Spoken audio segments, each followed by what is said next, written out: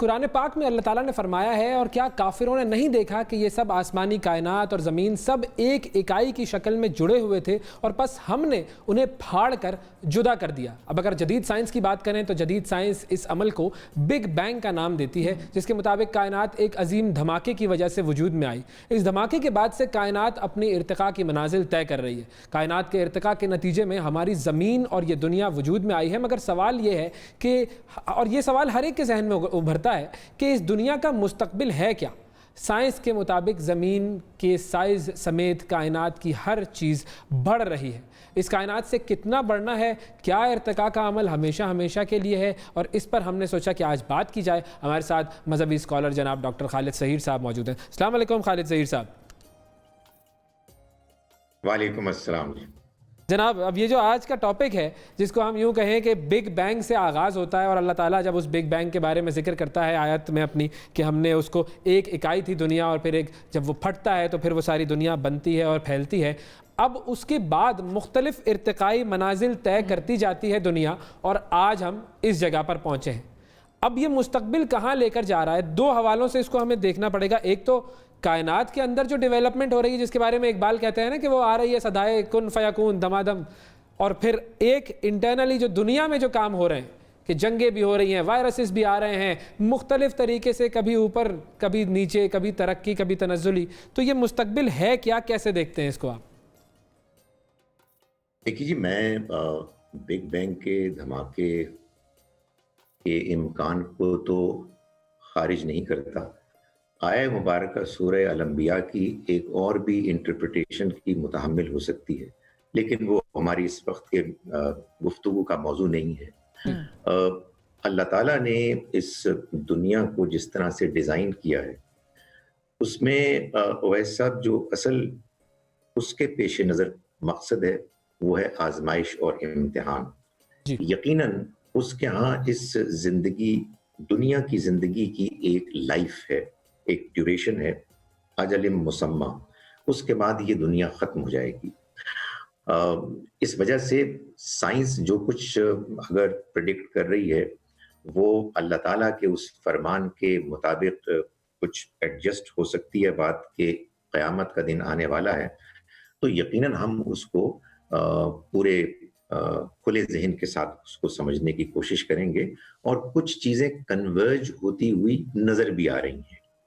مگر جو قیامت کے قریب آنے کے احوال بیان کیے گئے ہیں قرآن مجید میں، تو اصل میں ایک ہی بات بیان کی گئی ہے، لیکن اگر قرآن مجید کے ساتھ احادیث صحیحہ کو بھی شامل کر لیں تو معلوم یہ ہوتا ہے کہ کچھ عمومی باتیں ہیں کہ دنیا اخلاقی طور پر زوال پذیر ہوگی، علم اٹھ جائے گا، اخلاقیات بگڑ جائیں گی، اور پھر اس کے بعد معلوم ہوتا ہے کہ پے در پے ایسے حوادث ہوں گے کہ جس میں معلوم ہوگا کہ دنیا مادی طور پر بھی حادثے سے دوچار ہو رہی ہے، خاتمے کی طرف بڑھ رہی ہے.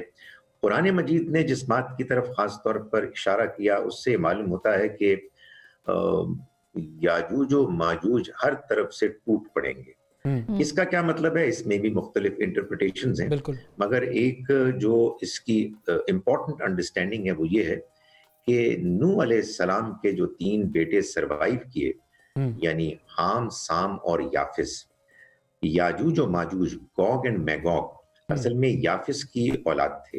اور یہ اب سمجھیں کہ یہ سفید فام جو لوگ ہیں اور جو آپ کہتے ہیں چینی چپٹی ناک والے، یہ لوگ ہیں کہ جو یاجوج و ماجوج ہیں. اور معلوم یہ ہوتا ہے کہ ان کے غلبے کا زمانہ ہے اور یہی دنیا کے اختتام تک رہے گا. اور معلوم ہوتا ہے کہ اخلاق اور اللہ کے دین کے پیروکاروں کا جو ایک زمانے میں بڑا پھیلاؤ تھا وہ سمٹ جائے گا. اور پھر وہ وقت آئے گا کہ جیسے ایسا لگتا ہے کہ اللہ تعالیٰ فرمائیں گے بس بہت ہو گئی ہے، انف از انف، اب میں اس دنیا کی بساط لپیٹ رہا ہوں. ٹھیک ہے، صحیح. اچھا، اب ایک اور چیز بھی اس میں ہمیں ظاہر ہے سوچنے کی طرف ہم جاتے ہیں کہ ہمارے سامنے کچھ چیزیں آتی ہیں استعاروں کی طریقے سے. لیکن جب ہم ان کی فزیکل فارم کی بات کرتے ہیں تو جیسے یاجوج ماجوج کے حوالے سے بات ہوتی ہے, اور پھر ہم دیکھتے ہیں کہ جو قومیں ہیں جو دنیا میں جو ترقی ہو رہی ہے اس وقت مادہ پرستی کی طرف ہم جا رہے ہیں, تو ان سب کو فزیکلی ہم دیکھ سکتے ہیں اور سمجھ سکتے ہیں. تو اگر ہم اس کو تھوڑا سا انالائز کریں کہ فزیکلی اس وقت دنیا میں جو کچھ ہو رہا ہے اس میں کون کون سی چیزیں ایسی ہیں جو آپ کو لگتا ہے کہ یہ تباہی کی طرف لے کر جا رہی ہیں. مثال کے طور پر ٹیکنالوجی کی اگر ہم بات کر لیں, یا ڈیزیزز کی اگر ہم بات کر لیں, یا اور کچھ ڈومینز ایسے, تو اس میں کون سی چیزیں ایسی ہیں جو کہ ہماری اپنی ڈیولپمنٹ ہے لیکن ہمیں بالکل اکانومک سسٹمز ہیں, تو وہ کون سے ہیں جو کہ ہمیں تباہی کی طرف لے کر جا رہے ہیں؟ دیکھیں, یہ بات تو معلوم ہو رہی ہے نا کہ جس طرح سے سرمایہ دارانہ نظام چھا گیا ہے, اس کے نتیجے میں ایک جانب لوگ بعض بہت زیادہ امیر ہیں اور دوسری جانب غربت بہت زیادہ پھیل گئی ہے. یہ خود بد اخلاقی کی ایک وجہ بن جاتی ہے, اور یہ صاف معلوم ہو رہا ہے کہ وہ بد اخلاقی, وہ ایکسپلائٹیشن, اس کے نتیجے میں لوگوں کے ساتھ زیادتیاں, بیماریاں یہ عام ہو رہی ہیں. جو نشانیاں بتائی گئی ہیں آپ نے صحیح فرمایا, اس میں جو کچھ اس کے استعارے میٹافوریکل ایکسپریشنز ہیں ان کو سامنے رکھیں تو فتنہ دجال کے بارے میں جیسے یہ بتایا گیا کہ دجال کی ایک آنکھ ہوگی, اس کے بارے میں بھی ایک بڑا غالب ایک انڈرسٹینڈنگ یہ ہے علماء کی کہ اصل میں یہ بھی ایک میٹافوریکل ایکسپریشن ہے. یہ بالکل ممکن ہے کہ وہ فزیکلی بھی ایسا کوئی شخص ہو کہ زمانہ وہ آ جائے گا کہ جس میں اللہ نے انسان کو جو دو آنکھیں دی ہیں, ایک سے وہ دنیا کو دیکھتا ہے اور ایک سے دین اور آخرت کو دیکھتا ہے, وہ دین اور آخرت والی آنکھ بند ہو جائے گی. بس اسی دنیا کی مادی زندگی کو دیکھنے, اس کو فروغ دینے, اس میں زیادہ سے زیادہ عیش آرام کو پانے کی آنکھ کھلی ہوگی. اور یہ وہ زمانہ ہوگا کہ جو گویا کہ انسانیت کو اس کے اختتام کی طرف دھکیل کے لے جائے گا. یعنی کہ ایک طرف ہم دیکھیں گے کہ ٹیکنالوجی کا اور اکنامکس کا جسے ہم کہیں گے کہ عروج ایک طرف نظر آ رہا ہے, لیکن اخلاقی طور پر اور معاشرتی طور پر وہ پستی کی طرف ہم جا رہے ہیں. تو وہ دونوں چیزیں ہمیں شاید نظر آ جائیں گی, اور یہ ان قریب یا بہت ساری چیزیں تو نظر آ بھی گئی ہیں.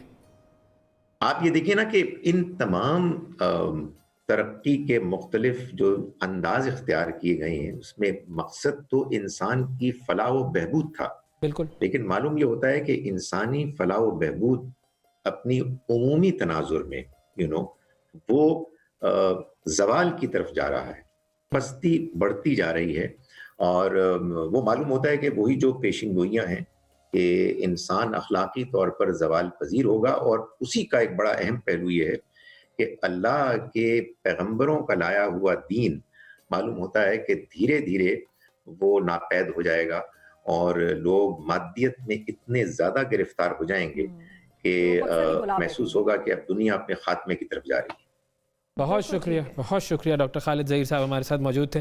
مادہ پرستی کی طرف کے ساتھ ویسے تو یہ ہوتا ہے ہمیشہ ہی ایک بڑی انلائٹننگ گفتگو ہوتی ہے. بالکل بالکل, ہمیشہ ایسا ہی ہوتا ہے. تو آج کی گفتگو کا جو جسے ہم کہیں کہ جو سینٹرل آئیڈیا تھا جو وہ یہ تھا کہ مادہ پرستی کی طرف نہ جائیں اور دل کو پاک اور صاف اور دل کو امیر کرنے کے بارے میں بات کریں, مقصد حیات کو یاد رکھیں.